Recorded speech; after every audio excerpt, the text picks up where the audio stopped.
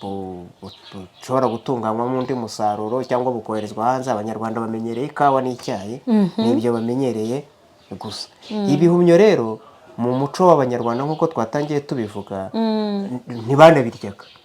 Yego, twabiryaga twihishe ngo bituma inka zicika, ibyo ndabizi. N'ubu rero ntabwo abantu barabikangukira cyane, ndetse hari n'ababona abantu babirya bati biriya bintu bariya abantu barahumanye, biriya bintu abantu barya cyangwa n'ibyo abakene, abantu batishoboye. Ariko ubu ibihumyo ni igihingwa kiribwa n'abantu basobanutse. Yego, ntabwo waba udasobanutse utazi umumaro w'ibihumyo ngo ubirye, biribwa n'abantu basobanutse. Ni nayo mpamvu rero urebye imyaka maze ntabirya, mbireba nkumva nakiruka, ariko narabitetse umunsi umwe umuntu arabinkundisha. Noneho rero ingorane inyama zitera abantu barazizi.